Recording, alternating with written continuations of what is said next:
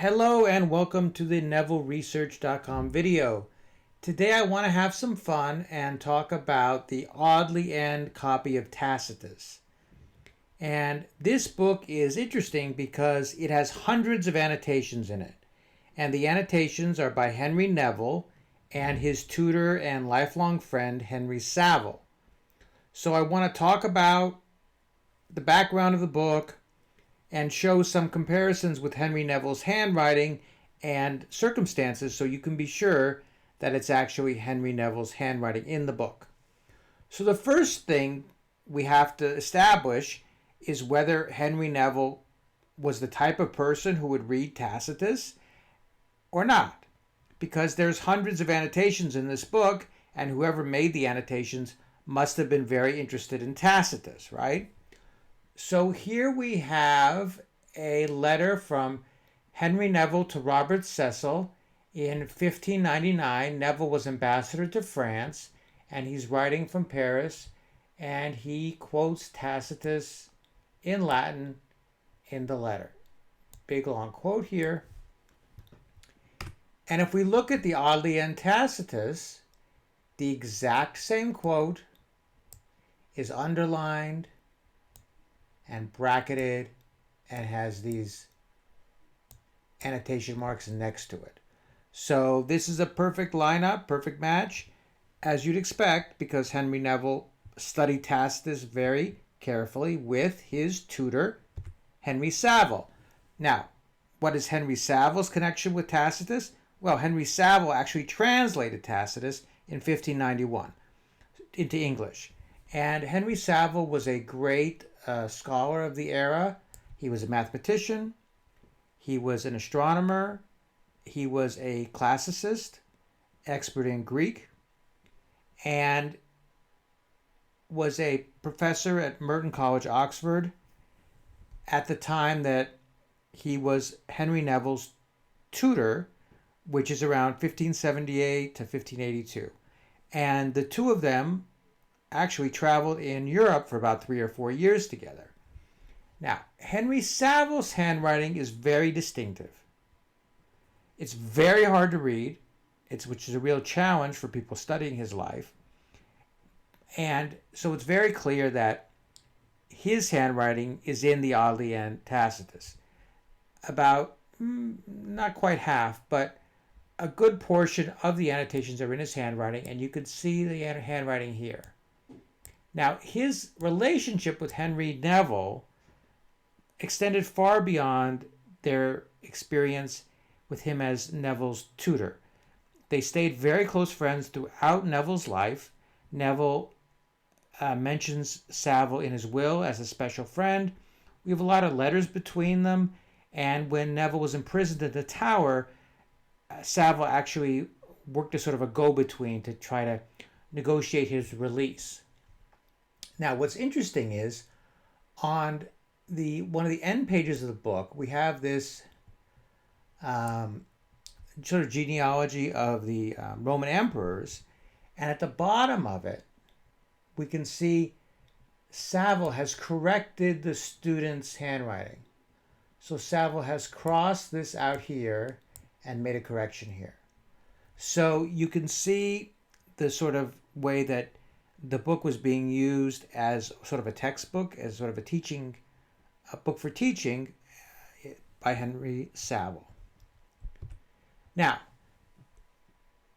the handwriting in Savile's annotations match Savile's handwriting, and the other annotations in the book match Henry Neville's handwriting. Now, Henry Neville usually wrote in secretary hand. So if you read his letters, they're all written in secretary hand. But he used italic handwriting for Latin words, for some names, for dates, to sign his name, and for a few other purposes. So you'll see italic interspersed in some of his letters, or he has a list of names where he'll do it, or we have an example where he addressed a letter to somebody writing in italic. When he wrote in French, he often wrote in italic. And when he wrote in Latin, he almost always, as far as we know, wrote in italic. So here's a word, majestatis, that Neville wrote in a letter to Robert Cecil. And we can see it here.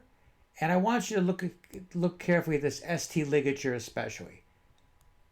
So we have two examples of the exact same word written in the Audley and Tacitus, and they're very clearly a match for Neville's handwriting. I mean, every letter matches. You can just go letter by letter, pause this video and take a look. But especially look at the ligatures and you can see how closely they match, the formation match, the way that the loop is made over on the right, all the way over on the right over here. In both cases, it's made on the right. The way the line connects with the S is the same. It's just a perfect match. So this is one perfect example of how the same word, Neville's writing is the same as in the Tacitus. And here we have another example of the same word, but it's abbreviated in the Tacitus. So it's MA and then TIS, I believe, up here. It's an abbreviation. And interestingly enough, Neville almost always abbreviated Majesty, referring to Queen Elizabeth, usually, with an abbreviation almost the same.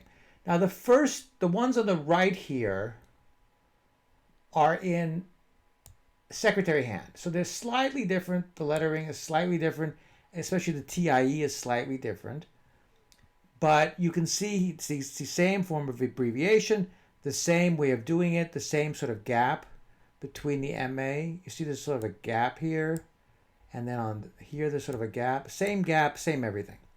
And what's really funny is that this last one is in italic, and it matches very closely because the Audley and Tacitus is also italic, but this one is French. So he was addressing a letter to Robert Cecil, and he wrote the address in French, and so he used the same abbreviation in French here, in English, and in Latin. So that's sort of a habit of his that we can see three examples here. Now, Neville's handwriting, of course, like most people's, varied depending on the circumstances. So here we have three ways that he wrote August in different contexts, and there's variation, but you can see the A's are different, the G's are different, but the same variation and the same lettering is in the Audley and Tacitus. So especially this A is sort of a, super, a little formal for him, very well formed. It's A for him, and it's just precisely the same A as most of the A's in the Audley and Tacitus. The same formation, the same in every respect. Even the little line down here is the same. You can see the little curve down here is the same. If you compare it to the Henry Neville's up here, even how this line sort of extends out, he extends it out over here, and all of these are very similar. The G's are the same, very similar. There's some variation, of course, but you can see how the G here is identical to the G over here. So it's very, very similar. But there's variation too. So here Neville makes a more simple A on the right here. And then you can see a more simple A here. So the variation is similar as well. Now the ST ligature here is a little sloppy, and the ones in the Tacitus are more similar to the one we looked at over here when Neville wrote it over here. So that said, you're going to see variation but the variation matches, the letter forms match, the spacing of the letters match, every aspect of the letters match. So pause the video, take a look, you'll see it's obviously the same person's handwriting. Here's another example of Henry Neville and the Tacitus. The left two examples here are Julius, and then Neville wrote the word Julius here and here. Just absolute perfect matches. Every aspect of it is just a perfect match. Sort of, even the angle of the S's here, the sort of the angle they're written at, the way the U is formed, the way the I is formed, even the dot above the I, sort of where it is the same. The L is the same, and the capital J, of course, is the same. So just perfect match between the left two, which are the Audley and Tacitus, and the right two, Henry Neville. Now, this is a particularly good example, and it's very important to look at capital letters, because lowercase letters, a lot of people wrote them the same way, but capital letters, people had more room to vary, and Henry Neville varied his capital letters quite a bit, quite purposely. So there's a lot of different types of R's, capital R's in the Audley and Tacitus. But this A here is a particularly sort of a fancy one, elaborate, right? And here we have below it we have Henry Neville, some scribbles he wrote on the back of a letter. Actually, Thomas Savile, Henry Savile's brother, was forwarding Neville these newsletters from Italy. And on the back of one of them, Neville wrote a bunch of scribbles. And he wrote capital R in like 8 different ways. So you can see these capital R's, they all vary. But the one I've marked A here is very close to the one in the Audley and Tacitus here. Very similar formation with this big line up here curving over, and this loop here going out. Very similar. And then a pretty similar one is this other A here on top here in the Audley and Tacitus. Not quite the same in that there's no loop going out here, but there's a gap up here, which is the same gap you find down here. Now this B, when I mark B, is more similar probably to this B down here. Just to show the variation, there's variation in the Audley and Tacitus, and there's variation in Henry Neville's handwriting, and they align. But this elaborate R is quite distinctive and a very good, very close match. Now, here's another example of variation. So most of the D's in the Audley and Tacitus are sort of, normal, fully formed D's.